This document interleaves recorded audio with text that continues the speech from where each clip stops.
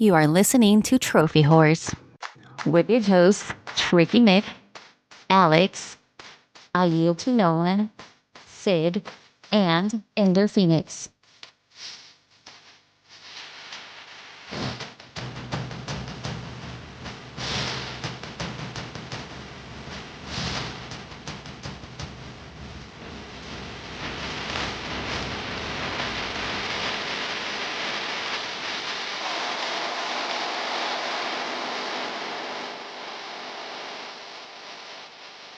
And this is Trophy Whores, episode 706. And you have Matt and Alex as your hosts tonight, keeping this show afloat because Tricky's got better things to do and Yield is still running into some technical issues. So, that said, Alex and I will keep John with you all. We don't got to call out Yield for his technical issues. It's not his fault. He has a computer from 1994. Isn't it though? I don't know, man. I don't want to buy a new computer. I don't see a point of buying a new computer these days anyway. So I can't blame. I mean, I ride socks until they're like holy as hell. So, if someone's trying to ride that computer until the very end, I get it. I mean, in today's market with today's prices, absolutely, I get you. But I ride Matt, socks and underwear. Matt, you got to understand, we're not PC Master Race. Me and Yield and Tricky were not. So, like, you need a new computer. Like, that's just, that's your favorite method of gaming, I would say. But the rest of us, like, I print my tax documents out once a year and I podcast, and that's all I use a computer for. Well, I was just about to say, it's like, you guys ride your socks out and underwear out just because that's what you do. I do it so I can buy new computers whenever I get the chance. Oh, it's been a long couple weeks, folks. Sorry with missing some weeks there, but unfortunately what happens is Tricky and I, whenever it snows on the East Coast, which it seems to be doing on the weekends quite a bit recently, we get put on to snow duty and it requires us to miss some episodes. And unfortunately, Alex is a great man, but can't really do a one-man show. So yeah, I don't think anyone wants to listen we at least to don't want to put it on. Talk in circles for an hour and a half. Well, I do listen to some podcasts where that happens, but you have to be somebody like Bill Burr who can do that. If your name's not Bill Burr, people are probably not going to listen to you talk to yourself for an hour and a half. I don't really care how good of a talker you are. You kind of have to, at least in a podcast setting, you have to have somebody, especially when it comes to opinions, divisive topics, you have to have someone to bounce ideas off of so you can kind of get a push and a pull. Like, it just can't be like, well, these are my opinions and you came here just to listen to me. Like, it just doesn't work. You kind of have to have a round table going on. Yeah, especially with the type of format we do. So that said, I appreciate you being here with me tonight, Alex, because we got quite a few news articles to cover since we've been out for a little bit, but we'll try to keep it as efficient for you all as possible. Speaking of efficiencies, we're going to go into our updated trophy counts. I have no idea if these are accurate, so take them with a grain of salt. Tricky is level 979 with 35,412 trophies and 1,021 platinums. Alex, your counts? 531. Total trophy count of 11,158 and a platinum count of 206 in 205 games. Yield is level 541 and with 11,760 trophies and 226 platinums. I am level 223. I had a grammatical error I found on mine, and I actually went down 2 trophies from last time we recorded to 1,373 and 0 platinums. And Sid is level 901 with 28,048 trophies and 867 total platinums. Matt, you want to know how I know these aren't right? Mine aren't right. So I'll just, since you and I are on the show today, we'll just cover us. But I'm level 532, trophy count of 11,177 and a platinum count of 207 and 206 games. It has not accounted for the agenda did not account for my newest platinum trophy. Oh, okay. Well, congrats on your newest platinum trophy. It's kind of what I do. Are I don't obviously. Know if you noticed. I just kind of get these things every now and again. Well, it's a good goal to have when that's what you want to play games for. Speaking of trophies, no Sophie's trophies this week. However, there is a trophy rarity update, and Yield's technical difficulties isn't keeping him from being able to record the rarity update notes from Gareth. So with that said, take it away, Yield. Hey everybody! First day of March. Yield coming at you with the rarity update for this week. So we'll just jump right into it. From Gareth. It was a case of as you were for the top 3 in Division 1. Diego surpassed the 700-point mark, moving him to 702 thanks to a 36-point increase. And his lead at the top was reduced by 45 thanks to Doc Chicken posting the highest score of the week in the division at 77. Rolling on the floor laughing out loud, Z got back amongst the points with a 60-point week, keeping him third, albeit some way off the top 2 on 391. I jumped up 2 places from 6th to 4th thanks to my 68-point and the second highest division score, and I moved to 317 for the year. Marky Frazier also climbed the table, moving from 7th to 6th with 290, 9 points behind Psychiatrist, who remains 5th with 299. X-Nightmare 317 has had a couple of trophyless weeks and has seen him drop from 4th to 7th as a result, despite picking up 6 legacy points. 46 points separate 8th to 11th. Nitro and Gareth are 8th and 9th with 266 and 250 following decent scores this week. Redbeard Rick is still outside of the drop zone and scored well with 48, taking him to 234 for the year. Pee-wee took herself off the bottom spot with a score of 67, including 2 platinums, to jump to 220. Eifert Hellfire 90 falls to the foot of the table with 175. On to Division 2. Shoddy Sniper increased his lead at the top of the division with the highest score of 89. Incidentally, not one contestant scored triple figures this week. Sorry, not triple. Not one contestant scored tripe figures this week across any of the leagues. He moves to 890 and has a lead of 400 points on second place CJ, who hit 34 points this week, taking him to an impressive 476. Mr. Teenage Mutant Ninja Turtle 84 remains third, following a 31-point increase. However, Dupes 25 has closed the gap with some good scoring this week. He moves to 249 after hitting 47 points this week. California Wayne leapfrogs Meets Goats a Lot into 5th. He had 26 points and moves 1 point clear of the New Zealander who didn't earn a trophy following internet problems. The Grounded Gamer has also closed the gap in 7th place with 13 points and sits at 172. 2 of the Trophy Horrors hosts sits 8th and 9th.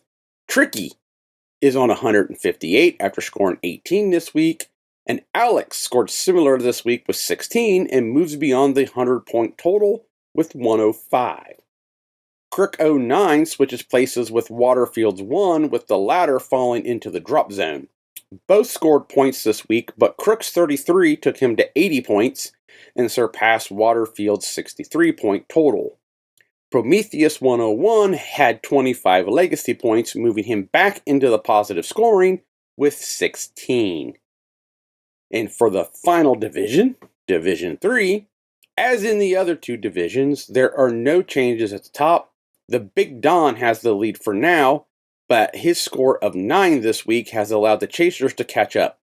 Murray 2011 took advantage by scoring 39 and getting him to 205, 38 points behind the leader. Homer had 29 points, taking him to 270, and as he chases the promotion spot and highest scorer of the week in as he chases a promotion spot. Highest scorer of the week in Division 3 goes to Resident Daryl, who hit 40 points, moving him up to 4th place with 131 points. Dodge Williams drops to 5th, but moves beyond 100 points for the season after scoring 4 points. 6th, 7th, and 8th all scored double figures. It meant the Brain 76 remained in 6th on 84, following a 19-point increase. Departed 570 reduced the gap with 31 points, getting him to 80, and Dat 1 Seagull benefited from the plat in Claire Obscure, which contributed to his 19 points for the week, getting him to 50 points and up to 8th place. This meant a drop for Darth Knight 82 to 9th, however, he is on 49 points, just a single point behind JT. Big Bernardo B moved up a place without earning a trophy thanks to his 4 legacy points, moving him above Kalai onto 22 points. Stink Palm remains bottom, but scored 3 legacy points and moves to 14 points. Now for the rarest trophies of the week. In 5th, we have Shoddy Sniper 123 with Resolute Agent from Resident Evil Requiem at a 4.82%. In 4th, we have Redbeard Rick with Never Stops, Never Rests, Never Sleeps, Never Stops, Never Rests, Never Sleeps in Loot Rascals at 4.80%. 3rd, we have Rolling on the Floor Laughing Out Loud Z's with Diver's Dozen from Minecraft Dungeons at 3.99%. In 2nd, we have Edge with Agoraphobia from Rogue Legacy at a 3.0%. And in 1st place this week, the rarest trophy of the week goes to Doc Chicken 13 with Teamwork from Ultra Street Fighter 4 at a staggering 1.22%. So that is the rarity update for the 1st of March. Catch you all later. And we're back. Thanks, Yield, for that update. Appreciate you putting it in. And now, this is the part of the show where you fall down. No, you remember that Johnny Cage line from the original Mortal Kombat? Yeah, it's right before he kicked. Was that when he kicked Goro off the cliff? Yes. Yeah. Well, he kicked him in the nuts to run away. He had to punched him in the nuts. Remember, it was a split with a punch. That's right. It was a split to a punch. He ran away because obviously, if you've never seen the Mortal Kombat movie, this is like back in 1995. The Goro obviously had been just ripping through people in the tournament. You know, combatant after combatant, and Art, who was one of the peripheral characters who was friends to the crew, he from Earthrealm, he got killed in the previous fight with Goro. So Johnny Cage, being smart, he knew he had to even the odds, and that means kicking Goro off a cliff. I don't remember that part from the video games, but it'd been really cool if you could have, stage fatality Goro off the cliffs. It's a timely quote because they just released the second or maybe the final trailer for Mortal Kombat 2, the movie, the second Mortal Kombat 2 movie. Yes. And this movie is focusing heavily on Johnny Cage with Hollywood bad boy Carl Urban playing Johnny Cage, which I just think is a perfect freaking casting. So I'm actually excited to see this one more so than when the first Mortal Kombat remake came out. So it's coming out soon. It was supposed to be out back in October, and now it's coming out March, I think. So soon enough. I think I was permanently scarred by Mortal Kombat Annihilation, so I don't know. I didn't see the first Mortal Kombat reboot back from 3 or 4 years ago. So I don't know. Maybe after seeing Motaro in Mortal Kombat Annihilation, and everything like the dragon, more metamorphosis that happened at the end for Shao Kahn and Liu Kang, that whole fight of them turning into animals, the whole animality gimmick coming out in horrifyingly terrible CGI. I just don't know if I could do another Mortal Kombat movie.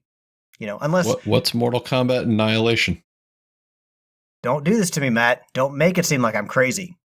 That movie existed. There was no movie after the original Mortal Kombat. It was so perfect. They decided they did not. They absolutely did not have horrible CGI movie. They absolutely didn't have continuity error with Sonya Blade having a white shirt fighting in mud 1 second and then absolutely not having any dirt on that shirt in the next scene. Who's got time to think about that continuity when you're trying to cram every Mortal Kombat character you possibly can, including Cyrax and Sector, into into a movie. I just tell you, it doesn't No, exist. Matt, we I don't remember know the your- mistakes so we don't relive them. Hopefully, this second Mortal Kombat movie is much better than whatever Annihilation. Also, I guarantee that if you watch Mortal Kombat from '95 and then rewatch Mortal Kombat Annihilation, you will appreciate the first movie that much more. I never thought the first one was bad. I mean, like, it has cult classic status now, but I'm looking at it going, out of the video game movies and the things that came out, I think that was freaking stellar for the time. I know, for the time. And I would say, I mean, chances are, like, I mean, yeah, some of the CGI and stuff does not hold up. I mean, the Goro stuff and him falling off Reptile. the cliff. Well, yeah, but like the Goro stuff falling off the cliff just looked goofy as hell. But I mean, overall, I never thought it was a bad movie. It's just, a good movie next to a really shitty movie makes the good movie look even better. It's like, man, thank God for this movie. There's that. But I mean, out of it, we got the all-time best movie theme ever. And I think they did justice to most of the characters. I mean, Goro looked goofy as hell because it was an animatronic robot. But I also applaud them for going for practical effects rather than, could you imagine them applying the same CGI to Goro that they did to Reptile's reptilian form? Wouldn't like that. Also, got to remind everyone, unfortunately, hopefully Raul Julia rest in peace. I know it's 30 years later, but the Street Fighter movie, when you compare the Street Fighter movie with Jean-Claude Van Damme to the Mortal Kombat movie, obviously it's night and day. One's There's so much better no than the other, comparison. so. There's no comparison. All right. Speaking of comparing, you want to compare what we've played over the past 2 weeks? I don't know if I want to say compare, Matt, because you probably played more than I have, but we can certainly discuss them. Well, you're killing my segue, but go ahead. You're killing me by making me go first. Played some Helldivers 2 to finish out all the war bonds. They've come out with a new trailer. I've seen that they have there were new items in the store that were not tied to any specific war bond, and I think that some of that information is leaked out, or I swear to God I saw a news article about a new war bond coming out. So, but until then, I am done with everything in Helldivers. I've gotten where I want to in the Rocket Pass, so I have had some free time recently because I started playing Ghost of Yotei. But before I get to that, part of the reason I have some free time is because I got the Platinum Trophy in Subnautica Below Zero. And I ended up playing that game for around 30 hours, which is far more than the Platinum Trophy takes, because I did a lot of base building. Like, I kind of was going in every day, even after getting the Platinum Trophy, and just kind of futzing around with my base and kind of, putting in exterior grow beds and interior grow beds, going out to different areas of the map and, collecting more seeds, more alien eggs, so I could, beef up my base and do just more cosmetic stuff. So, that was one of the things about the first Subnautica that I really enjoyed, is the base building element of it. And I really wish that there were more options to kind of kit out your base, because I think that is a huge aspect for the game for me. And just the game, obviously there's a story to follow, and you explore, but I think part of the exploration is, being able to make this, the ending aside, heads up, you don't ever get stranded on these planets. You end up getting off the planet, but kind of making it your home so you can kind of go out and explore. And it's nice to kind of go and have your own respite where you can kind of put a jukebox and then put speakers in different areas of your base so you can hear the music playing throughout your base. So I really enjoyed the base building stuff. That was probably one of the most fun aspects for me. Subnautica, though, I mean, my opinions on this series kind of differ from everyone else. I have a really weird view of the game because everyone seems to be everyone does the Leviathan ranking videos, because some of those creatures are the most favorite of the entire series, which I get because they're really cool looking. But everyone's always man, I love the Reapers, or man, I love the Shadow Leviathan, the monsters that really kill you. And I'm man, I love the passive ones. I love the Glow Whale and the Vent Garden. These are the ones that I love, because I love being able to pet a glow whale, but also I like being able to collect resources around creatures that aren't going to kill me, so I can just stop and stare at them in ooh and ah, but then I can go back to living my life and, collecting resources. So I've never understood why everyone likes the most vicious ones. I get how everyone's in awe of them and how they're cool and how they're kind of some of them are, so well respected and feared, but to me, the passive ones are always been better because it's just a more calming experience being around them.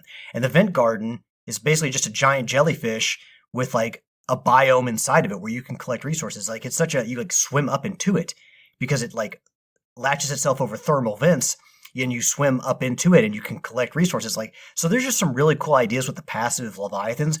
So I feel like they get a bad rap because they don't try to kill you. So I've never understood. So that gives you an idea of how my thought process is and compared to every single other person who plays this game. And in general, finished the story, got the platinum trophy. I love a map. I just love a good map in a game. Helps me find my way because, the beacon, I understand why there's not a map and why everything is so uncharted and so difficult to find because you're on a planet that's not well explored. Some people have been there, but it's kind of mostly uncharted territory, so it makes sense to not have a map. And again, the beacons help. You craft beacons, you place beacons in certain areas where there might be resources or important story elements and places you might want to come back to. So that definitely helps. But a lot of times, like, it is hard to find your way because you're going down into underwater caves. You're boring like 900 meters under the sea level. So it is just kind of difficult to find your way around the game. Although I will say, towards the end of this game, it's just easier to get around, which made the end game a lot more enjoyable for me. Because like I said before, the Cyclops, hated that thing. I love the sea truck so much more. It's just much easier to navigate. You can customize it, and like it makes the in-game areas just a lot more manageable in my thought. So, don't know if I'm going to play Subnautica 2, but in general, like I overall enjoyed Below Zero, but a lot of it had to do with, the creatures, the flora, the fauna, collecting, resource management, base building. The story was fine, but again, like I do kind of get a little irked when I have trouble finding my way around the areas to the deeper, darker areas. So that's just probably a me problem. I like maps too much. I kind of, whenever I'm driving somewhere in the city, a city I've lived in my entire life, I do use GPS a lot, so maybe it's probably just a me problem. But so got the platinum trophy in Subnautica Below Zero, and I will say I do think that game gets more hate than it deserves. A lot of people I think were really disappointed with it. I think it's fine. I think it's if it's a more bite-sized Subnautica, and if I can understand how maybe people might have been like, well, this feels like more of a DLC than a full sequel, but I thought it was I thought it was good. I definitely think it deserves a little more respect than it gets. But yeah, Ghost of Yotei, definitely going to have to put some hours into this because I think the average time to a platinum is 50 to 70 hours. And, Matt, I definitely think that you came on here and talked about how you played 50 hours and you were only in Act 2. And, yeah. So, this game, one of the things about this game and open world games in general is like I feel like I have a goal that I want to accomplish. It's like, okay, there is an enemy base over there. I'm going to go clear it out. And then I'm going to go on and follow the story. But in between getting to that enemy location, there's like 10 side missions on the way. Or like 10 like fox dens to find, like not 10, but like a fox den to find, and then a wolf den, and then there's like a secret altar that you can pray at and show your specs at to get like a new ability. So it feels like I'm constantly being given things to do on my way to the objective that I want to do, which is an open world thing, which is why I don't play a lot of open world games. But that's just kind of a minor annoyance for me. Like I have a goal and then I'm just constantly being kind of sidetracked. So again, you kind of, at that point, you're like, well, this is what you expect from an open world game. So if you, continue to play them, you're continuing to be annoyed. So it's just kind of something you kind of got to swallow or, hope that the rest of the game is enough to overlook that kind of stuff. I will say I've been focusing a lot on the bounties. I love the combat and the duels and the bounties in Ghost of Tsushima and Ghost of Yotei. That stuff's great. I really enjoy hunting down all the villainous characters, the miscreants and everything, the outlaws.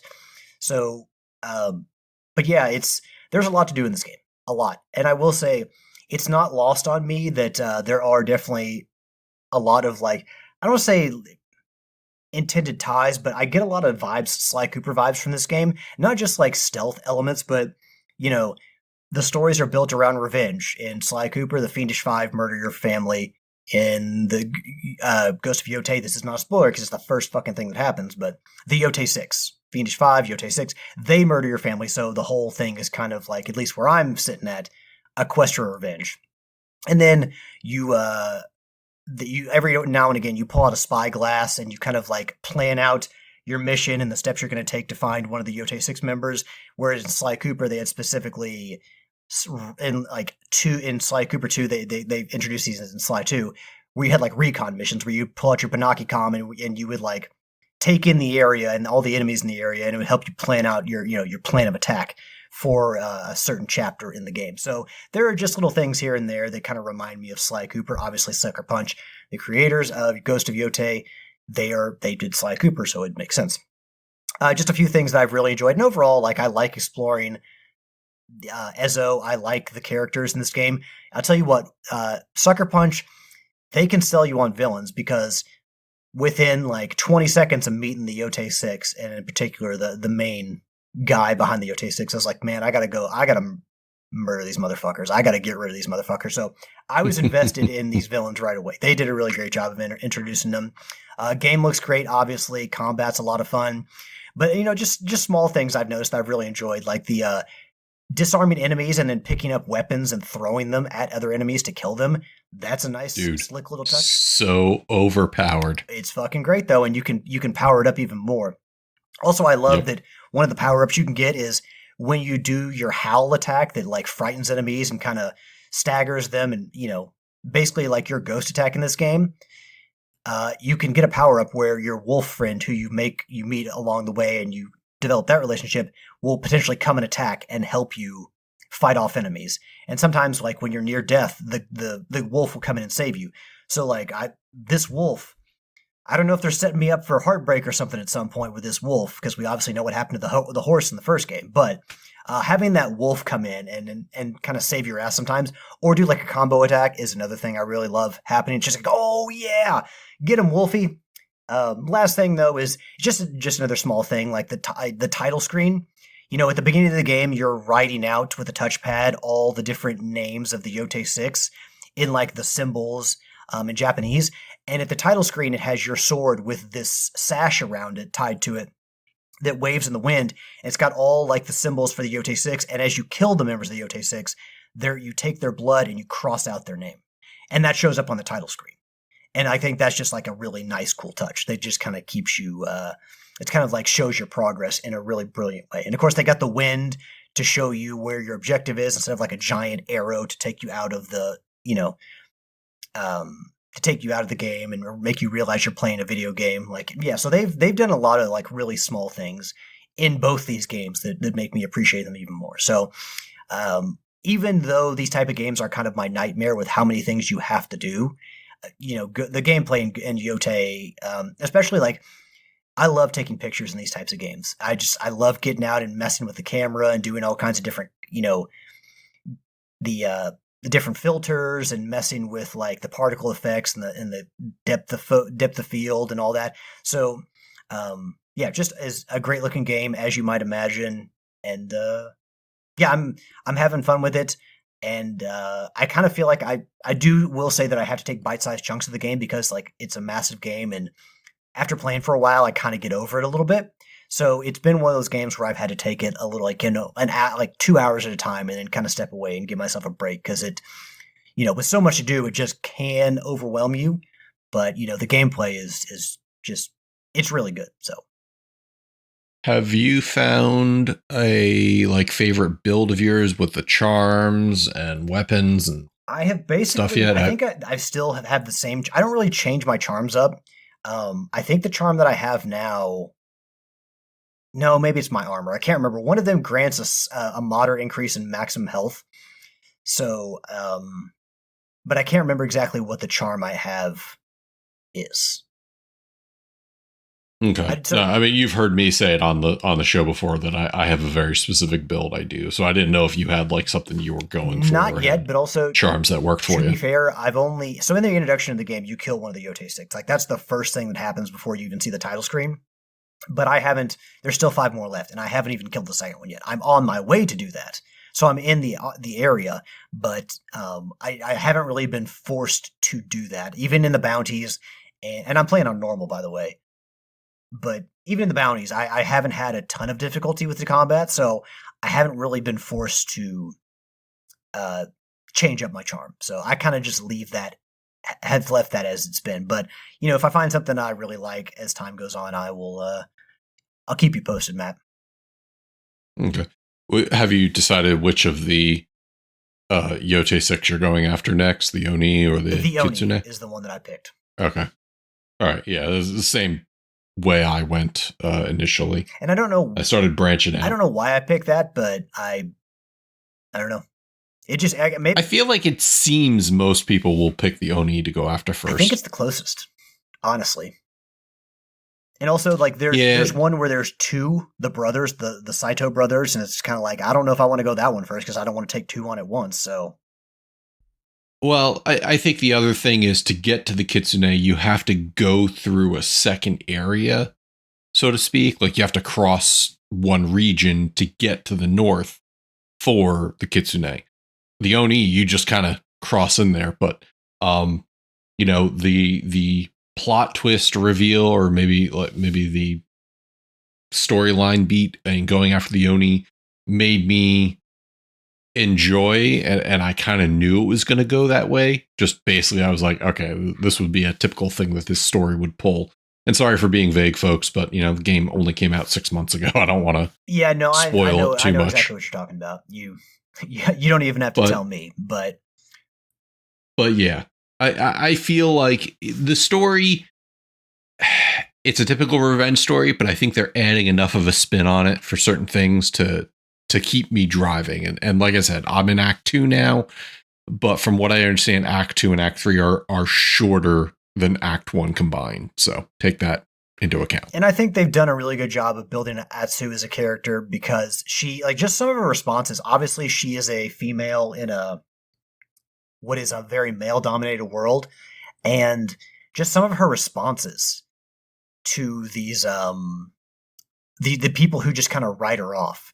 It's just like they don't take her seriously, you know, because she's a woman in this timeline. And just some of her responses are just kind of like cold and just like, oh, damn, she got you, bitch. Like, you just have those moments. So, like, Atsu as a character, you know, I think has been built really well so far. So, I mean, this is, you know, a hallmark of Sucker Punch, whether they're doing like the Sly Cooper type characters, the more lighthearted, cartoonish characters, or, you know, something like this, like Jin or from the first game, or Atsu in this one. I think they've done a really good job, not only building the world and the aspect of how beautiful everything is, but also building the characters as well. The other thing I was doing was I was going to get as many of the initial weapons as you could, because I know that helps you fight types of enemies in the game. And I kind of was getting tired of getting outclassed when it came to, you know, certain matchups. Yeah, because the game has kind of like a rock, paper, scissors type aspect to it, where certain weapons are stronger against enemies that are using certain weapons. So you got to take that into consideration when, you know, you're doing the hand-to-hand combat. Also, it needs to be said, one of the greatest inventions in all of video games is the fucking fast travel, because I was for a while just like using my horse and actually riding everywhere. And I was like, man, this game needs fast travel. And then I went to the map and realized you could just use fast travel. Like, you can fast travel almost anywhere. Like, you can set up a camp anywhere, almost anywhere in the world. And that camp where you can, like, you know, cook yourself something to eat, regain your spirit and your health, like, that becomes a waypoint where you can then fast travel to in the future. So the fast travel system is great. All you got to do is hover across an area you've discovered and hits triangle and you fast travel there. So fast travel is, in a game this size, is absolutely necessary. You have to have it. Oh, absolutely. But yeah, I mean, there's going to be a lot to do, and I'm sure by the end of the game, I will be very much kind of filled up and sated. Of course, I'm going to have to go through and play a second time because there's like 2 trophies tied to another playthrough. But the other thing is Legends is going to come out soon, and that's very multiplayer focused, which is obviously very different. You know, you're not exploring a giant world on your own. It's very multiplayer focused. So even if, you know, you still want more Ghost of Yotei, the Legend stuff will give you a different experience altogether. But yeah, that's all I have been playing. Alrighty. Well, I have a veritable cornucopia of games I've been playing over the past 2 weeks. And I'll start it off with some of the quick things. You know, I did some Helldivers. I did some more Ball Pit, a little Gloomhaven, some Arc Raiders. Arc Raiders was just, you know, kind of helping some friends get through. I played a new game last night. I think it recently came out. It's called Super Battle Golf. And it's you and up to like 8 of your friends and you all play on the golf course at the same time. And it's basically like Mario Kart, but with golf, where your goal, like golf, is to get the ball into the hole. But as you're doing it, your friends are, they're shooting you with guns. They're hitting you with rocket launchers. If you all go and play at the same time, so if they find where your ball is, they can put like a landmine next to your ball so it blows you up while you're trying to tee off again. That is cutthroat. It is a crazy, crazy time, but it's hilarious because you could be sitting there and somebody uses a air horn to disrupt your shot, which causes your ball to fly off into the water, and you get a one-stroke no one penalty. ever wants to punch somebody in the face after they use an air horn on them. Well, that's the fun part, because in this game you can. You could aim your ball and home it in on another golfer, so it like tracks them and smacks them in the head and knocks them down while you go and catch up. So it's a crazy time, but it's fun. It was like $7 on Steam, so I couldn't freaking complain about it. It's got like 3 areas right now. You play 9 courses with your friends, and whoever gets the most points wins. And it's not just, who gets there first, but they do take into account whether, you get birdie, an eagle, or if you're over par, things like that. So everything counts. I also played a lot more Mewgenics. I managed to make it to Act 2. And I think, what am I looking at? I've got about 24 hours in the game right now. And I say I have gotten through some of the tougher bosses through sheer luck.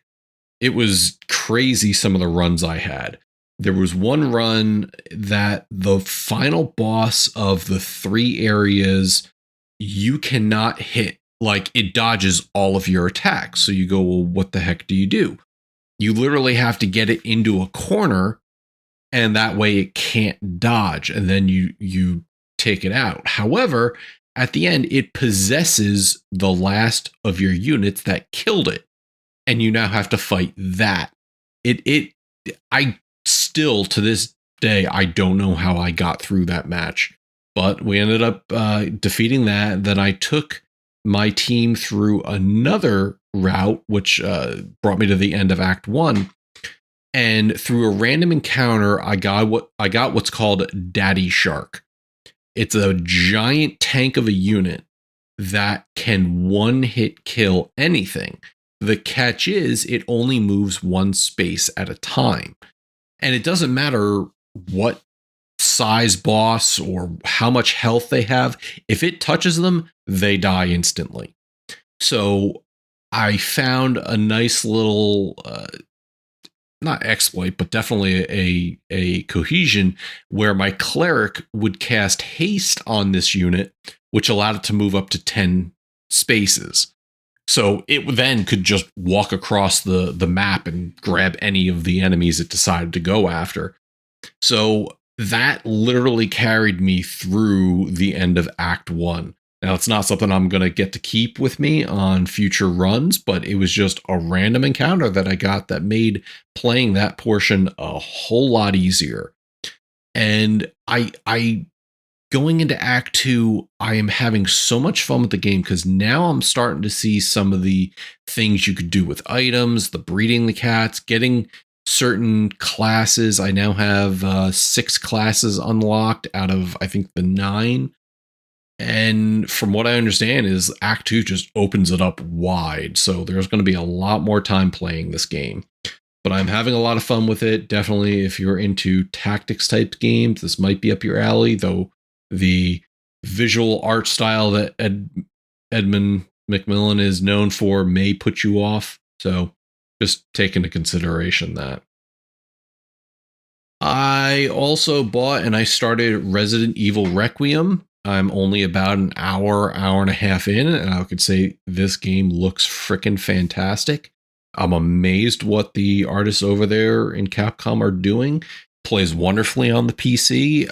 Looked at some Digital Foundry news articles, and they said it runs great and looks awesome on the PlayStation. And even more so, the version that they came out with on Switch 2, people are saying looks great as well. I've seen some of the comparisons, and it's amazing what they've pulled off to put it on that system and still have it look as good as it does. Obviously, it barely holds the candle to the other systems, but the fact that you could play this game on that system, I'm astounded. We actually have some listener questions later, and I'll save the rest of my thoughts for it there. For anyone who doesn't know kind of how Resident Evil Requiem falls into the series, was its place in the timeline, or was it supposed to be in comparison to, say, 7 or Village? So 7 and Village kind of happened. 7 and Village are after all of the other games because it kind of featured a modern day setting and, Chris Redfield far removed from stars. This game, I'm not exactly sure where it is in the timeline, but it definitely happens sometime after Resident Evil 4 and 6. Because Leon, and it's no secret, Leon is in the game. He is one of the protagonists that you play. And Grace Ashcroft is another one. And she is the daughter of a reporter from the Resident Evil Outbreak games. So there's definitely, it's further into the future. Umbrella is mentioned, but it's well after Raccoon City. They talk about Raccoon City being a exclusion zone, that the people aren't allowed to go there. And we kind of know that's because Raccoon City was nuked off the face of the earth at the end of Resident Evil 3. So it's taking place kind of, quote, modern day from the Resident Evils, and I have yet to see. I'll have to play a lot more to answer that question more in depth, but I'm enjoying what it is, what it's introducing, and the way that they have it set up is you could actually play either way. It is recommended you play first-person perspective for Grace and third-person perspective for Leon, but the game does give you some ability to actually go in there and change it and say, you could play third person for both, one first person for both, or one or the other mixed up, however suits you best. So I am doing Grace in first person since that's meant to be more of the horror / suspense aspect, and Leon is more of the action packed, known like from Resident Evil 5 and Resident Evil 4. It's funny because Leon comes in there, he's quipping the same he has always done. So it's definitely a return to form, just in a bright, shiny new package. And finally, I do want to talk about the elephant in the room of the Marathon Server Slam. So I didn't want to fall victim to the internet hate machine that is really ragging on Marathon. So I decided I'm going to try playing it myself, and I wanted to provide my aspects. This is with about 2 hours of play, so take that into consideration. But for those of you who don't know, Marathon is an extraction shooter, meaning it's PvPvE. You can encounter other players, and you can encounter NPC robots that are, form the bulk of your antagonists. You drop into a zone, you collect items, you extract if you can, otherwise you might die and lose most of your items. So it's very similar in concept. For those of you playing Arc Raiders, the difference here is you have a first-person perspective. You also have, it's kind of like a hero-based system. You have what's called shells. Each shell you pilot can have different abilities. Like one has the ability to launch rockets from his shoulders and have a shield. Another has the ability to improve your speed and dexterity. Another has stealth capabilities. Another is a medic. So it changes up your play style because you're able to pick a class that you want that maybe appeals to you more than others. Then you also have a contract system. The contract system allows you to earn points based off of things you do when you drop into a zone, and you get points and can improve your capabilities with those contracts. You can get different backpacks. That improve your space. You can also improve, speed, sound, being more stealthy. So that's like the progression process. And the weapons all have different types of abilities, meaning like, your long range single shot weapons, your shorter automatic rifles, pistols, there's energy weapons. You get healing for both your shield and your physical form. And then there's all the loot that you can get, all the different components that you pick up throughout the map that help you build other stuff or make money. And right now, I think the Server Slam has like 3 different areas. I've only played the one. So I will say it's not bad. I think, Alex, you can agree a lot of the sentiment was going up was a lot of negative sentiment regarding the game, like what is going on. I will say it's not good. So it's somewhere between bad and good. I don't know how to rate it otherwise. The UI, the user interface, is a mess. It is. There's colors everywhere. It's all over the place. It'll say, go click on this item. And in some cases, it hovers right over where you need to click. Others, you have to kind of guess. The character design is god awful. I don't like it at all. I hope there's some people that do, but it looks bad. The weapons, you can kind of tell what they do based off they look, but sometimes you have to dig a little deeper. The powers are okay. The robot enemies just are basic humanoid enemies. There's some turrets. There's some alien life that you have to fend off as well. Like I said, the user interface just is kind of a mess, and the aesthetic being like this, I don't know, System Shock / cyberpunk-esque view where it's just very colorful. You're talking with robotic entities, and it's a lot. They throw a lot at you and don't really ease you into anything. So there's a steep learning curve. I think if players put their time in and they really get it, I think it'll be okay for them. I just don't know if a lot of players are going to give them that time. But a lot of the comments I'm seeing, again, it's the internet hate machine. A lot of the comments I'm seeing are people saying, they don't get it. It's not good. They're not enjoying it. And I'll say this blatantly. I have Arc Raiders. I see no purpose in me buying this game for $40 to play it in place of Arc. I'm having plenty of fun in Arc. I don't need another game. And that being said, my interaction with other players so far, I have not hurt a single other player. I have certainly been killed by them, not even given a choice to talk or try to work my way out of it. Just everybody's been kind of shoot first. And I think maybe that's because it's a public test and that your progression doesn't carry over. So people are just kind of being all murder hobo in it.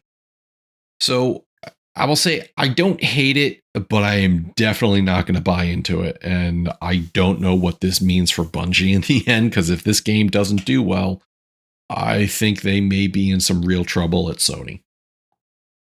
Well, we've seen Sony is not afraid to close studios, which I'm assuming we had probably something to talk about on this episode, right, Matt?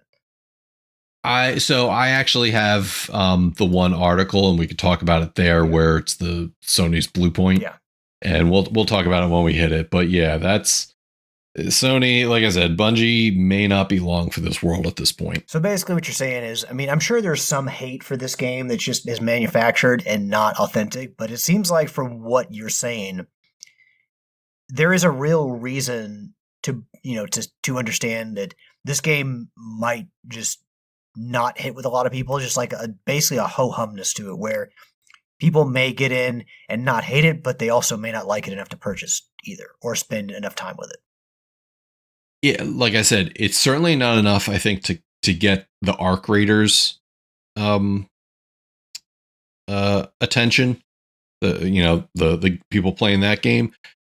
But I think if you've had enough of Destiny and you're kind of looking for something different, and you're looking for your daily driver, I think this could do something for you. I think Sony has a lot of cleanup to do, or Bungie has a lot of cleanup to do.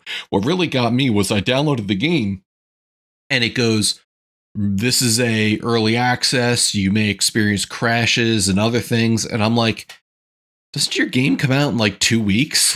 What build did you give us that you're giving us warnings that there may be severe issues? Now, they are doing it as a test to the servers. So if your game crashes, it could be related to the server issue.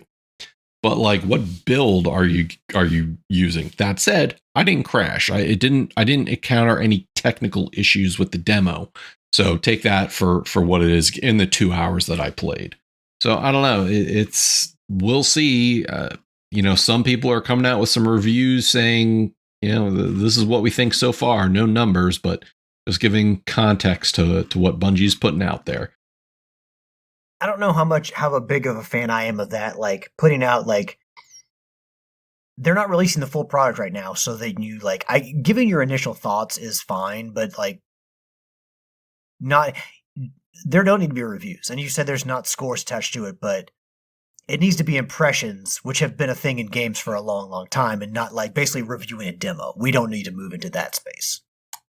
Yeah, no, I mean, that's essentially what it is. It's a demo at this point. So you can't give a full insight because you don't have access to the full game. You're never going to get through it on the weekend.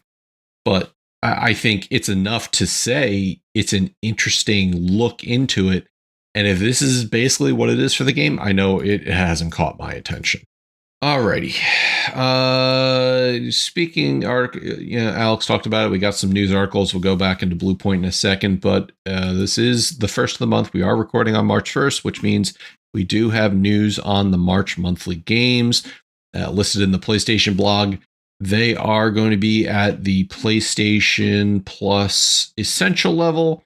You folks are getting PGA Tour 2K25, Monster Hunter Rise, Slime Rancher 2, The Elder Scrolls Online, the Gold Road Collection. I played a little bit of Elder Scrolls Online. If you like Skyrim, this may not be your cup of tea. Slime Rancher I've seen a lot of, but I haven't really delved into it. Obviously, my thoughts on Monster Hunter Rise being, an interesting take on the series, but I spent hundreds of hours in it, so I can't. Like I say, if you're ever interested, now's the time. And then there's golf. I already had my fill of golf. I don't need PGA Tour. Alex, you looking at any of these? I like miniature golf. Real golf, though, is not. I think the last real golf game I played, which obviously does not involve or include Mario Golf Toadstool Tour on the GameCube, because that's not serious golf, was probably golf for the NES. I'm not a huge fan of just real golf in life or in simulation in video games. The other games, I've never played Monster Hunter, so I can't say whether I like it or not. So who knows? Of the games this month, maybe that's the one I would be most likely to play. But I mean, I don't have the time or the desire to jump into something like Elder Scrolls, online. And Slime Rancher 2, I know nothing about. I've heard it, never been enticed to play it. So for me, more of a subdued month, although that's a good thing because got Ghost of Yotei, as I said, a good 50 to 70 hour game, and then Soros comes out at the end of April. So really trying to get through this so I can play Soros when it comes out. But it's given that I have something to play and I'm invested in that, I'm not really so. It's not always bad to not have a month where you want to play one of the free games. As ludicrous as that might sound, sometimes it's like a relief. It's like, oh, thank God, I don't have to add something else to my backlog. Well, you've got a lot of gaming to do before September 15th, because also announced in the last 2 weeks, Wolverine, the new Marvel game by Insomniac, is coming out September 15th, 2026, which I think maybe that kind of tells us they are more than certain GTA won't be coming out around that time. Yeah, quite possibly. Although Sony didn't. I know Ghost of Yotei came out in October, but did Astrobot not come out in September? Astrobot came out. Hold on, man. Because I feel like September, October, that is, the holiday window. A lot of people traditionally like to release games during the holiday window because obviously people are buying more presents. People are, buying video games to give, especially parents to their kids. Or, since a lot of parents grew up with video games, they buy them for themselves. But, you get that initial rush of sales when it first comes out by people who really, really want to play it. And then within a few months, you got the holidays to boost sales again. Yeah, September 6, 2024. But I think more what I'm saying is, we still got what I think GTA said they're saying November. So I think Insomniac wanted to get out ahead of the curve and hopefully get the audience that is going to be captivated by GTA. Given GTA sales over the course of GTA's 5 sales over the course of how many generations too, it was one of the top selling games of, ever. And it continued to sell no matter where they released it on. So staying out of that way, allowing, because obviously people, like we talked about Ghost of Yotei, they are releasing the Legends DLC 4 months after or 5 months after the game came out. So give people a chance to get the single player and then rope them back in with the multiplayer. If you can put Wolverine out there before a few months before GTA comes out and you allow people to buy it and then they can get through it, you don't got to worry about, GTA potentially cock blocking you when you're trying to sell some Wolverine. Yeah, so I think it's a good smart move by Insomniac to kind of time that. And, I'll pick up Wolverine, I think, before I even pick up GTA 6 regardless, because GTA 6 is going to be there for a while. I'm not worried about it, but I don't want something like Wolverine being spoiled for me. Moving on, Jason Schreier had some comments to make about the Blue Point drama. That those of you who don't know, Sony announced that they are closing Blue Point Studios, which is around 70 people losing their jobs. They were the Austin-based subsidiary, and they made remakes like Demon's Souls and Shadow of the Colossus. I really think they were two fantastic games.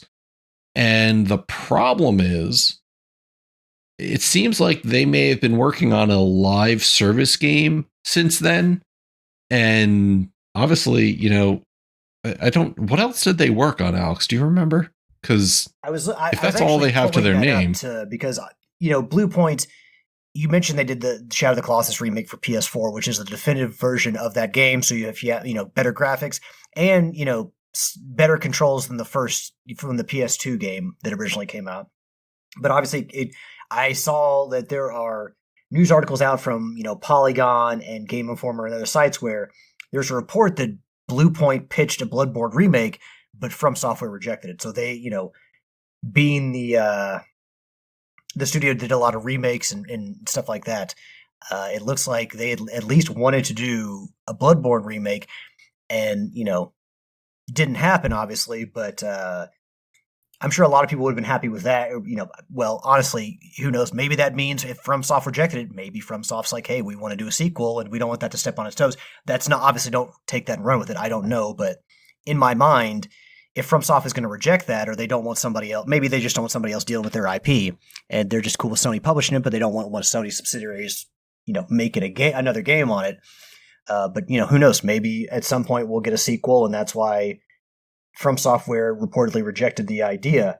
But it looks like I've got Wikipedia up here, and it looks like I'll read off from 2006. They did Blast Factor, God of War Collection, and the Eco and Shadow of the Colossus Collection on the PS3, and then the Metal Gear Solid HD Collection for PS3 and Xbox 360, Uncharted Nathan Drake Collection, and Gravity Rush Remastered, and Shadow Colossus for PS4, and then Demon's Souls for PlayStation 5. So they also lended support to other things like God of War Ragnarok, Flower, Titanfall, and PlayStation All-Stars Battle Royale.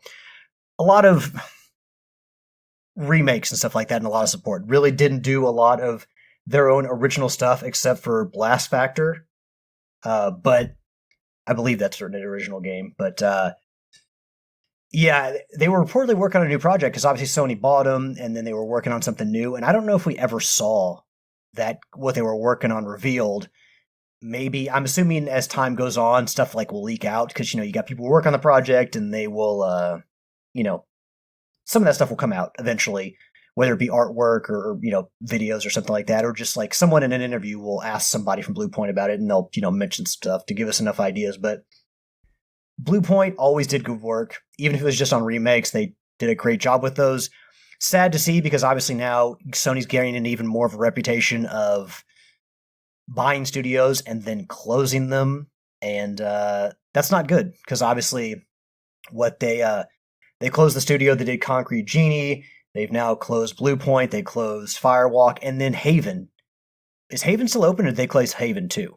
Or is it just Jade Raymond walked away from Let's see. Haven Studios closed? Question mark. Results. Haven Studios has not closed, but is undergoing significant leadership changes and project delays as of early 2026. Founder Jade Raymond left the studio in May 2025. So, not great there. So, maybe others. I mean, Bungie, we don't know what's going to happen with them. So, Sony is now gaining a reputation for buying people and then closing them down, which is not great. So, it's almost like all the studios that Sony bought, we're whittling it down now to what Sony owned in the first place. I really hope Soros does well for Housemarque's sake, and for Housemarque has been one of my favorite developers dating way back to PS3, and I hope everyone buys into Soros. Obviously, since they're making Soros, Returnal did well enough, and Sony, I think, praised that game a lot.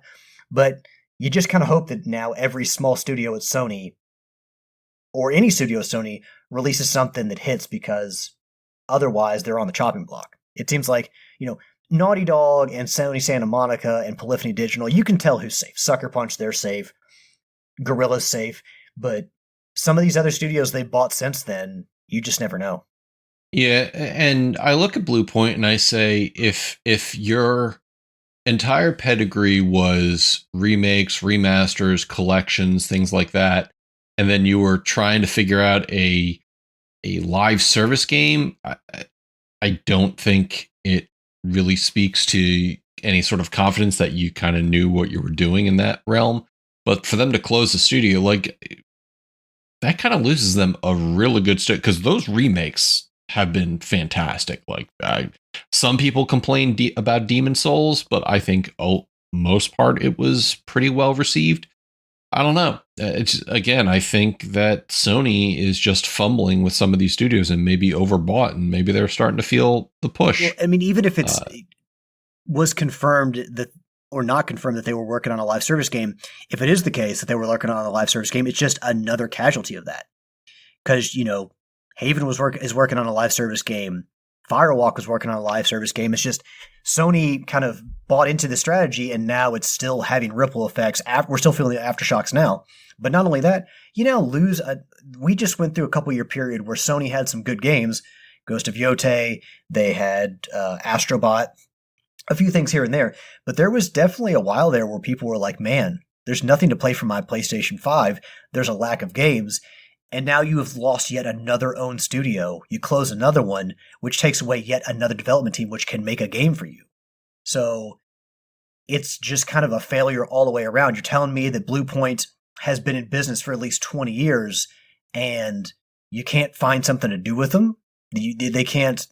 Your company's not successful enough to keep them open or find a project for them to work on. Because honestly, if these companies are working on, if you spent so much money on these game companies to bring them into PlayStation Studios, and then they get a project greenlit and they're working on it and it just doesn't work out. Like, the fact that we're not looking at Sony's higher up structure and who is okaying this and who is, who knows, maybe it was Herman Holst. I don't know.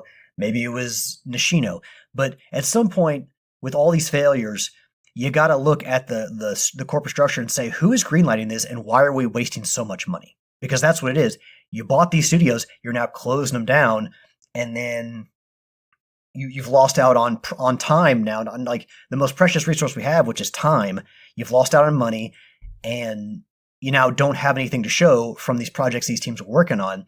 And hopefully the people at Blue Point will maybe diffuse out to other Sony studios. But again, you said they were in Houston?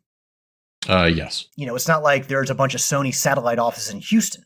So people who work in Houston would now potentially have to move and go somewhere else if they want to stay in the PlayStation ranks. So it's just a terrible look for Sony overall. I feel bad for Blue Point because I did enjoy their work. Whether or not they did remakes, they made, the definitive version of Shadow of the Colossus. And, some of the other stuff they did, I'm sure would be up there as well. But they always treated we've seen sloppy remakes. We've seen sloppy collections, from Rockstar and GTA, and not just them, but a lot. So we've seen shoddy work done, but they always did really good work, and it's just a shame to see them close down. Well, you said something a little bit earlier that Sony's shooting themselves in the foot about having studios that can make games that drive people to buy a PlayStation. And we're going to put a cork in that for right now because we got a topic of the week to kind of talk about that. But just save that for later. Alrighty, moving on to the next article coming from IGN, which I think I recently shared. There's a change up at IGN going on, so Tricky may not get a shilling money anymore. So I'm here to shill on his behalf. But basically, if you've been living under a rock, Phil Spencer of Xbox fame is retiring, as well as Sarah Bond is leaving, while Matt Booty is promoted as Microsoft AI exec. Aisha Sharma named new. Wow, what is this title, IGN? That is not at all what was being said. Basically, Matt Booty is being promoted to the. What the hell? This is such a stupid article. See, this is why I shouldn't do IGN. Microsoft Gaming CEO Phil Spencer has been at Microsoft since he joined as an intern in 1988, and with Xbox since the software giant launched 2001, is retiring. And Sarah Bond is leaving with him. Meanwhile, Xbox president Sarah Bond is leaving as well. I just said that. See, this has messed up my flow. IGN, you suck. The new CEO of Microsoft Gaming will be Aisha Sharma, currently the president of Microsoft Core AI product. I think this is going to be the death knell for Xbox at this point. I don't see it surviving very much longer. Alex? So, there were theories that people put out there that we may see coming to fruition that Microsoft was basically going to get rid of the Xbox brand. And there were going to be video games in some regard, but it wasn't going to be under the Xbox label. And they can say that Phil Spencer's retiring and they can say that Sarah Bond is leaving because for the longest time, people believed that Sarah Bond was going to be Phil Spencer's replacement. And when this happens and when you have the two leading people at Xbox leave at the same time, and especially so abruptly, like Phil Spencer, I think there was something that said that there were emails that came out where Phil Spencer had said that he was thinking about this last fall. But for everything to happen so abruptly to where he announces that he's retiring, that he's gone within less than a couple weeks. And Sarah Bond has kind of been like, for a while, no one heard anything from Sarah Bond. Like, they had emails from certain people, but Sarah Bond didn't release an email. It was just a very fishy situation where it wasn't like, your first thought was probably that Phil Spencer was forced out and he was told he had to retire or they weren't going to give him a golden parachute. And then Sarah Bond basically was fired. I mean, everyone kind of thought these things and it's just kind of out there. I don't think anyone looks at the situation and says, oh yeah, this all looks regular. This looks, it basically looks to everyone like they're cleaning house and they're bringing in new management to kind of change things up. And having someone who's the head of AI we know the concerns around AI and especially in video games. So, yeah, that's not a great look. But in general, the way all this had happened, again, with your leadership team just abruptly leaving, both of them at once, especially one of them who looked to take a very prominent role in Xbox and probably a pay raise, you just don't see that happening. It just doesn't make a lot of sense. So people have definitely read into this that things are about to change for the worse for Xbox or for, Microsoft Gaming. So yeah, it's not a great look. So I'll say this, and there are some people out there, namely Tricky and Daryl, who think Phil Spencer is being fired. I don't think that's the case. If I know anything about corporate world, here's what I think is happening. If Phil was out there saying, last fall, I shared with Satya, the Microsoft CEO, that he was thinking about stepping back and starting the next chapter of his life. I have a feeling Phil came up and said, hey, I'm out. And I think what you said was Sarah originally was being pegged as the next person to take up the role of Phil Spencer. I think that didn't work out the way she planned. I think maybe Microsoft turned around and said, nope. So in a power move, I'm going to call it power move and maybe sour grapes. Sarah says, all right, well then fuck you, I'm out. And that forces them to choose somebody like Asha to come in and fulfill the role. So that's my spin on it. I don't think Spencer is forced out or fired. Maybe it's a, hey, things haven't been going well. Maybe you should think about taking that retirement package sooner than later. And I think he was given that option. So that's at least my take on it. In any way, shape, or form, though, Asha being the head of the core AI, it's called enshittification for a reason, folks. This is just going to get a whole lot worse, and I don't think it's going to get better. But let's be honest about things. Things had not been going, Microsoft as a company, they're, from what I understand, they're fine financially. But Xbox as a whole, like, system sales have slowed down, and obviously they expected a lot more. They kind of leveled off at a place with their subscribers for Game Pass, and they were kind of, they expected to have more than they do. And then you got the exclusive games, going to other consoles. Is there not for you enough to believe that people would, the head of Microsoft would look at Phil Spencer and say, what the fuck is up with our gaming company? Because, like, you kind of hinted at it. You, like, basically, you said he wasn't fired, but then you said that, someone may have suggested to him, like, hey, you might want to think about that retirement. It's kind of the same thing, isn't it? Yes and no. Again, fired is straight out, you're done, leave now. This is, you've had a long career here, maybe it's time to hang up the hat. And to that point, it allows them to kind of retire with what we call dignity, as opposed to being forced out. Sean Layden. And maybe in the end, it's better this way, just to give somebody else a shot. I don't think that somebody else is going to do well with their shot. So that's my fear. Listen, he did a decent amount of good, took over at tumultuous times when, maybe previous CEOs of Xbox weren't doing too well. And he led a certain movement. It's the Xbox One launch disaster was a problem. He pushed forward the removing the Kinect as a required app part of it. He really heralded the backwards compatibility that a lot of people loved. And initially Game Pass was a good thing. And I think it's just gotten worse and worse over time. Like a lot of these live service membership fees have been building their way into our lives. So I think the thing is, he's given that option. And I think Sarah is really just, well, if I'm not going to be the next person and head in charge of Xbox, she's just leaving. So I think that's the bigger story there. I think maybe he's been told to retire and she was told sit down and shut up. And I think she's just taking her ball and running with it. Not much of a ball, but she's doing that. Yeah, because Microsoft, at least my opinion, invested heavily in OpenAI. So they, have a stake in the future of AI. So putting someone who is from that sector of the company as the head of your video game company may be good for, your investment in AI, but maybe not good for the people who play or make video games. Also, I don't think Phil Spencer was fired, but I definitely think that, it was one of those things where, he's been there since the late 80s. He's been there a long time.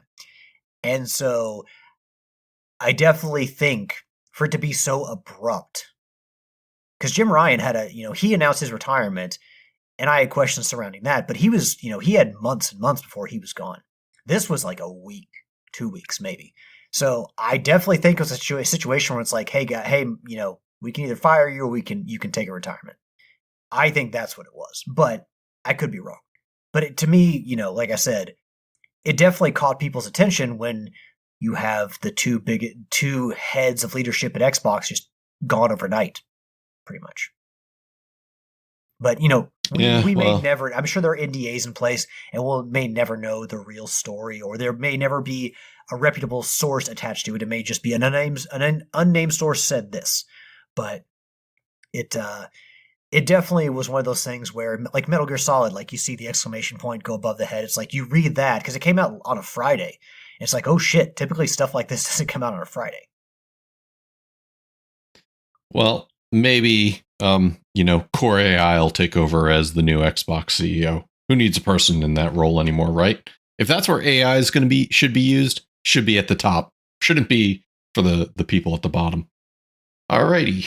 Now we get to move on to our listener questions, which take up some of the articles we had. We have a number of them, and I'm going to address the Resident Evil comments. So Daryl writes it and goes, will there be a better game than Resident Evil 9 this year? Yes, it's called Mewgenics. And Dan Tucker says obligatory Resident Evil Requiem feedback. And Will asks actually about some of the reviews. So we'll kind of tie this all in. Video game news sites, Video Gamer got rid of all their human staff and now has AI writing their stories. I was curious to hear what your thoughts and subjects are. So that comes from an article. Basically, when Resident Evil Requiem was coming out, there was a detection that Video Gamer had an AI write their review of Resident Evil Requiem. It was detected and removed, and Metacritic came up and said, hey, journalists, anybody using AI for reviews, we are going to remove them from our site. So to Will's point, yeah, it's actually really shitty because AI isn't generating anything. It is literally just going and plagiarizing other journalists' work and formulating it into something it wrote. I mean, it's half of what we do. I mean, we just take other journalists' information and regurgitate it, but we're doing that out of the goodness of our heart. We're not making any money on this podcast. Well, but also we're attributing. I mean, even we're giving our thoughts. Academic studies and writings, you attribute information to other sources to build a strong case for whatever it is you're teaching. And as you build your thoughts and you see others that have similar thoughts and sentiments with you, it really speaks to having a mindset when it comes to the things we love in video games. AI does none of that. It just regurgitates what it takes in and puts out based on a prompt. And if you're running a video game website and you're using AI in any form to write your articles, you need to reconsider what you're doing. Listen, do I go to AI when I have a question that I need to answer in a short form? Yes.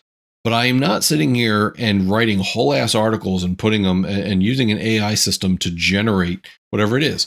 Now, should I start using AI to generate the agenda for us every week? No, because it's stuff that we want to talk about, stuff that we care about. So replacing your entire staff with, which again, well, I don't know if that's the true story. I didn't look into that. I don't know if they've replaced their entire staff, but I can tell you shortly after that, there was a thread on Reddit where a person who was fired from Video Gamer said, I was ready to write a review for Resident Evil Requiem and I got fired and, now was replaced by AI. Again, this is the thing that AI makes our lives worse. It is not improving our lives any way, shape, or form. I said, you know where AI is great?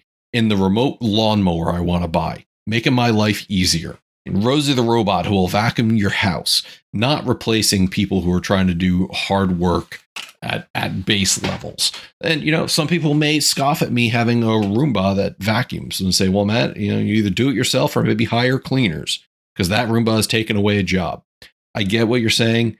I think there are levels here that we need to take into consideration, and replacing your writers with an AI component, that's just shitty at the shittiest level. Yeah. No, I mean, it just shows how AI can be used to cut corners and basically just put something out that isn't always the best quality or isn't always the best representation of what something can be. It's just a cheaper way to get to the same end. Although, is it you got to question if what is being presented is of equal quality, or is it just about saving money and being cheap? Probably about saving money and being cheap, at least in those cases. But announced during the State of Play, there is the God of War remaster 1, 2, and 3 that's coming out. And we had, I think Thomas had asked this question last time, but Will asked in a different way. Are you all for or against the removal of horny mini games from the upcoming God of War trilogy remakes? I don't know if they've actually been removed. Let's see. Have the God of War mini games been removed from the remaster? Or is going to bet you that it shouldn't remove. I don't have any confirmation whether or not they're actually doing it. I think they need to keep them in. Game was a product of its time. I mean, there are some games that are for adults. So you need to... If they take them out, am I going to be so disappointed that I won't play the games? Well, no, because that's not the reason I played the game in the first place. But does it hurt to keep them back in if, kids aren't playing these games? No. But I'm also not going to be disappointed if I don't see some computer-generated nudity.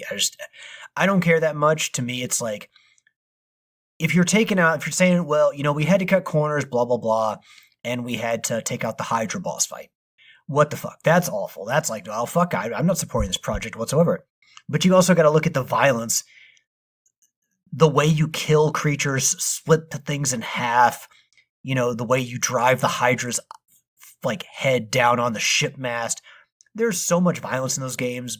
I don't think the nude scenes are the worst of it. I just think, again, it's kind of like if you edit Blazing Saddles, which, we obviously see that they edit for TV, but there's a difference between releasing it on TV versus buying the movie today.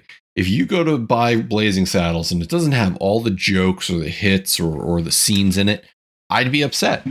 If I'm going to rebuy God of War, I want all the content that was originally there. And we've talked about this in the past, where if they remove content, it better be for a reason, not related to, well, today's age has changed and, we want to be sensible to the audience. No, if you're going to release the game, re-release the game.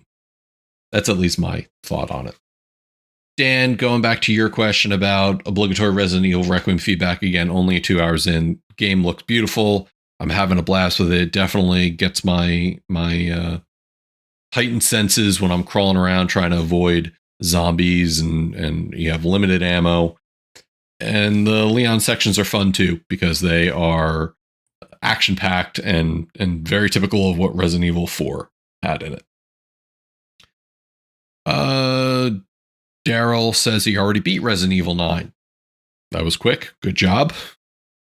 He said he just wanted that acknowledgement on the show, that it was an incredible experience. There you go, Daryl. Joe Priestley writes in, so did you guys hear that Sony is being sued for overpricing on their digital games? This has to be the stupidest shit he's ever heard. You don't deserve a discount just because the game is digital. The game is the same price for everyone, regardless of your preference of physical or digital. What are your thoughts on the matter? So I actually didn't hear this, but I looked up an article, and basically Sony is facing a Dutch lawsuit over artificially high PlayStation prices, saying the Dutch consumer group stitching Massachad and Mass Damage and Consumer Foundation filed a collective lawsuit against Sony, claiming the console manufacturer has been exploiting its dominant position for the market for years. They found that on average, consumers pay 47% more for digital games than for physical ones, and the foundation chair, Lucia Mulchertz, said that people are being pushed towards digital-only consoles since the latest PS5 generation. Basically, I don't know, Joe, what you're saying about different pricing where people are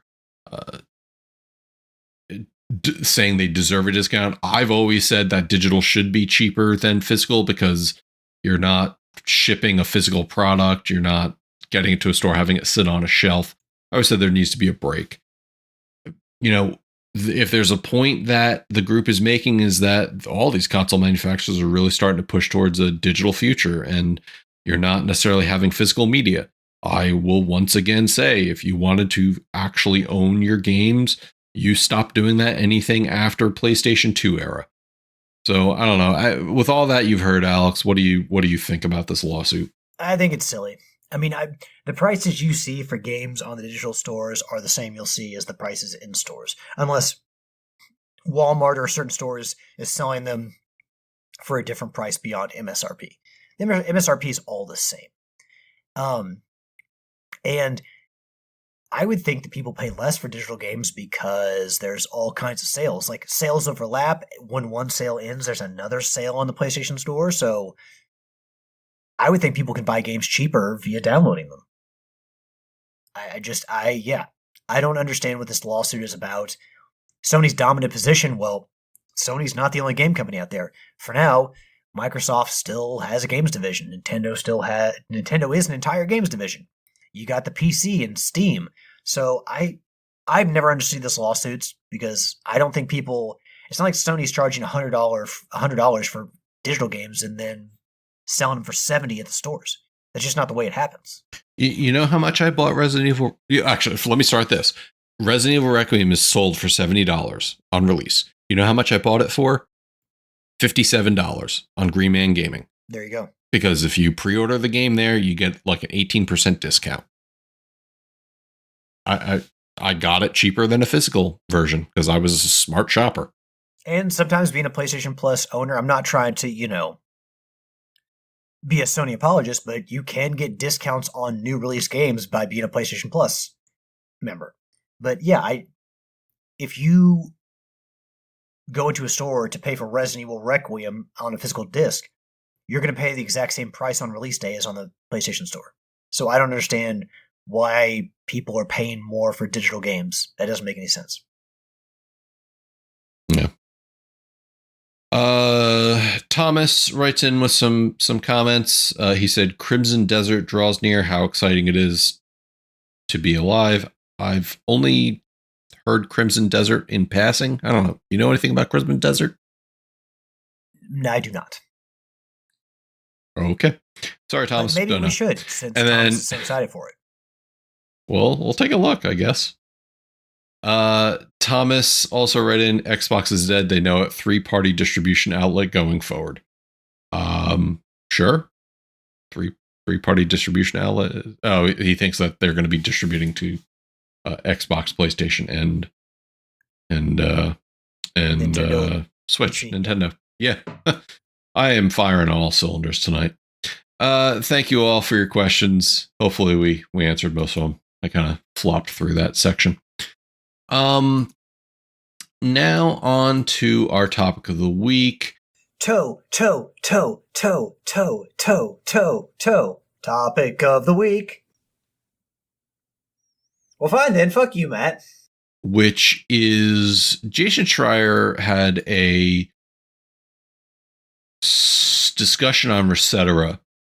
And this kind of goes back to your comment earlier, Alex, where, you said when Sony closes down studios that are making games for the PlayStation, people kind of lose their reason for playing it. Obviously you can buy a lot of the same games you get on PC as far as third party goes. However, those PlayStation exclusives are really what obviously drives a lot of the console sales. And Jason Schreier's having a conversation and he's talking about the whole Phil Spencer thing. And he postulates that he thinks Sony's strategy is going to be pulling back their single player stuff from PC. We've gotten things like Ghost of Tsushima, God of War Ragnarok, and then we've also gotten the live service games like Helldivers 2. But he seems to be thinking that Sony may start saying, no, we're not doing single player stuff on the PC anymore. Could it be because they're not seeing their return on investment? Could it be that they really want people to focus on getting the PlayStation console? There's a lot there to say. So, Alex, would you be surprised if Sony starts saying, no, we're not doing single player game releases on PC anymore? No, because it also costs, they have to have a team or multiple teams to deal with that to port them over. And we've seen where they've had issues with launches. And it, that's another headache for them they may not want to deal with. But also, it's another place that people can play your games. And maybe they have regrets where they say, you know what? Maybe we do need to keep everything in-house and have all of our exclusives, all of our own first-party games to us. I mean, Sony, for the longest time, had that, and that was kind of the thought for every game company where you got to keep your exclusives exclusive. And it wouldn't surprise me if Sony went back to that, reverted back to that. There's rumors now that that's what Xbox is going to do, is start to make everything exclusive again. So we'll have to see, but it wouldn't surprise me. I don't think it's necessarily the right strategy. I think you keep some things exclusive and take other things first, third, to multi-platform where it makes sense. Like Ratchet and Clank. Make that third party or make that multi-platform. Ratchet and Clank has never been one. I mean, obviously the series has sold well because it's still around, but you could gain extra sales by putting them onto their consoles. And would it really hurt you to, is it really going to be the thing that makes someone buy a PlayStation? That deciding factor. I don't think so. So I think there are some games that would do well on other consoles and you can make more money off them. But, it wouldn't surprise me if Sony just like, nope, we're shutting it down and we're just going to be our own console again. Because look at all the turmoil at Xbox. That's my word, turmoil. It's not exactly what it may be, but they went the multi-platform path for basically everything of theirs. And who knows, maybe there's some regrets there. So maybe Sony sees that and it's like, well, wait a minute, maybe we need to hold back a little bit. Well, I mean, they did release Ratchet and Clank Rift Apart on PC a while ago, and it did decently well. I don't understand. Yes, it costs money, and maybe there's some hidden costs behind there. But I've always said that kind of opens up the market for you because you're going to have PC players that are never going to buy a PlayStation. And if you look at it, I guess they have to do the math to say, how much are we spending to get those players to buy it? Because if it's more than, if we say it's juice isn't worth the squeeze, then I guess I kind of understand it. But from what I think I saw is that the new Kena game is going to be on PlayStation day and date. And then I think Wolverine's going to come to PC at some point. And I think obviously you're looking at Ghosts of Yotei and, a couple other games. But if they start pulling it away, I think you go back to seeing PC players saying, well, I'm certainly not going to get a PlayStation just to play, the 2 or 3 games, especially if they're shutting down studios that aren't making those games. So I think this is kind of a catch-22 for them, because if they shut down studios that are making the games that are on PlayStation and PlayStation only, that's even less of a reason for somebody to go out and buy a PlayStation and say, well, why am I going to go get a brand new PlayStation? I can wait, 10, 15 years, get a secondhand PlayStation and play those games at some point, because there are a lot of patient gamers out there. And on PC, there's certainly enough of us to play, enough games that we can play, on top of getting discounts all the time for games and continuing to build our backlog.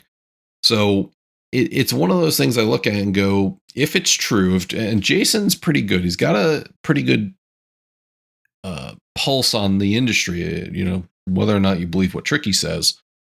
But if Sony does pull out, we're looking at pretty much a two vendor market. You're going to have PlayStation and Nintendo, and they both do their own special things. And even now we talk about it where Nintendo's kind of like, all right, what really were my reasons for buying a Switch 2? And I look at it and I go, well, there's Donkey Kong, there's Metroid Prime 4, which I forgot to mention I played and I beat this week. I'll talk about that next week. And, there's all the upgrades to Legend of Zeldas and Marios and things like that. But like, what's the true reason for having bought a Switch 2? Super Mario or Mario Kart World? It's a good game. Maybe not the system seller they thought it was. So I just look at it and I go, PlayStation, don't kneecap yourself, especially when you start talking about making systems that are $700-800 at launch compared to, coming out with the Pro version later that is now $700. I'm just waiting for the day when someone sues Sony for keeping all their exclusive and saying that that's price gouging, because if it were on another platform, it would force Sony to lower their prices or some dumb shit like that. But I think, again, your strategy doesn't need to be all one or the other. You can definitely keep things exclusive, but also take things multi-platform. It doesn't have to be it can be a case-by-case basis. So we'll have to see. But the idea of regressing back to that, of where exclusives are just only to one console, or certain games are only to one console, I don't know if I'm a huge fan of that. And Sony was never all the way in on putting their exclusives somewhere else. I don't think that putting games on PC is taking away console exclusivity. And people may think I'm crazy for saying that, but people who are going to play on a PC or spend most of their time on a PC don't care about games that are on PlayStation. If you play on a PC, it is for a completely different reason than why people choose Xbox or PlayStation. Does that make sense, Matt? Yes and no. I mean, again, I'm a predominantly PC. I'm supposed to. Okay, yeah. Well, here's why I do agree with you. As I've said, if you are a solo PC player, yes, you're not going to care what the other people put on it. And I can guarantee most people who care about what Nintendo puts on there are emulating it on their super PCs. If you are a gamer like me that has all the systems, yes, I care what they put out. But seeing as how what happened this generation, I may look at a PlayStation 6 and go, why am I going to rush or go through the stress to try to get that at launch when there's not going to be a lot for me to play? Now, if they go, well, here's Spider-Man 3 at launch, well, fuck me. Okay, I guess I got to get it at launch. But outside of that, Destiny 3 won't make me get it at launch. A God of War, whatever the next series is, won't make me get it at launch. There has to be really a killer app for me to go, all right, well, I want that in my collection. So I look at my PC and I go, I still have, God, what is my freaking collection up to now? Let me look at my list. Library, home, games. Counting what I have with my family share, I've got 2,800 games on my Steam list that I could potentially play. I'm not hurting for games, and I don't need to spend $700-800 on a system that will let me play one game for a specific amount of time. So if Sony doesn't want to put their games on the PC, or at least their single player games, okay, well, that makes me as a consumer decide whether I want to buy a PlayStation. Now, myself, I'm not going to do anything that's going to affect Sony. Me not buying the next PlayStation isn't going to make Nishina go, shit, now I can't afford my next Ferrari. But enough of us do that, then yeah, eventually they're going to feel it. But also, they're going to sell out. All these systems sell out at launch. It always has happened, always will happen.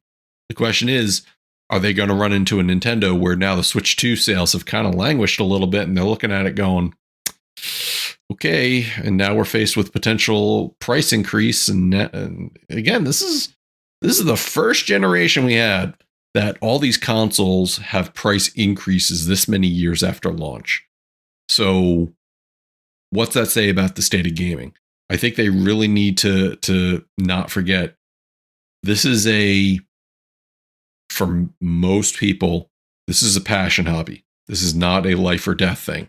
We are going to buy bread and milk before we buy the next system.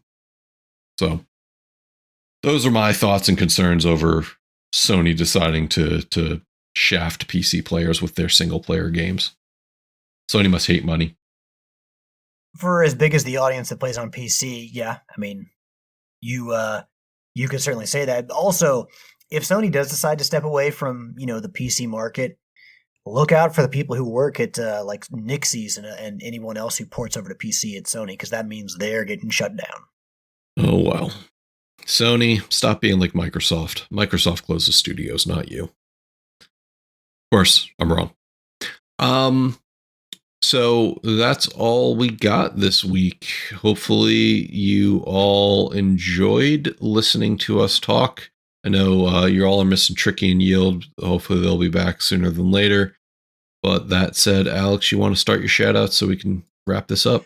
Give a shout out to the listeners, the fans, the fuel to the fire of this Trophy Horse. Thank you all for your continued support. It means everything to us because the show doesn't go without you all.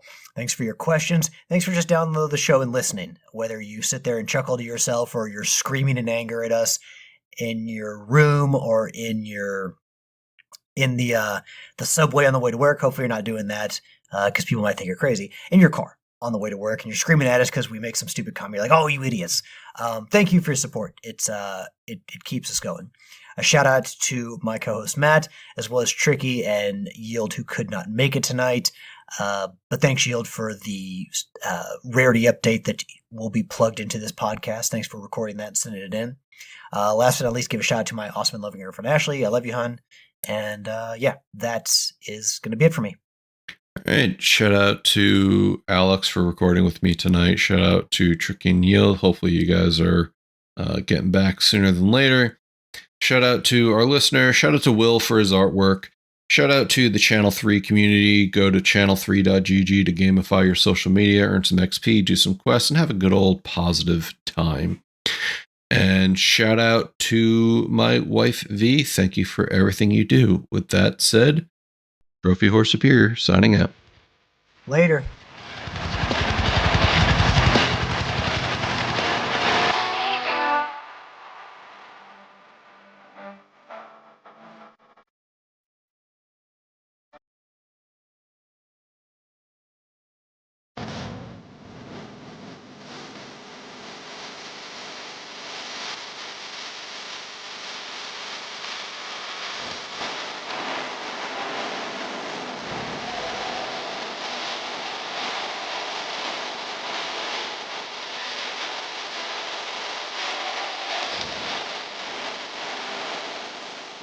The theme song is Venus by the band Even off their album Zenith. Permission granted by the band and 12 Stone Records. You can find them on Facebook by going to www.facebook.com/evenphilippines.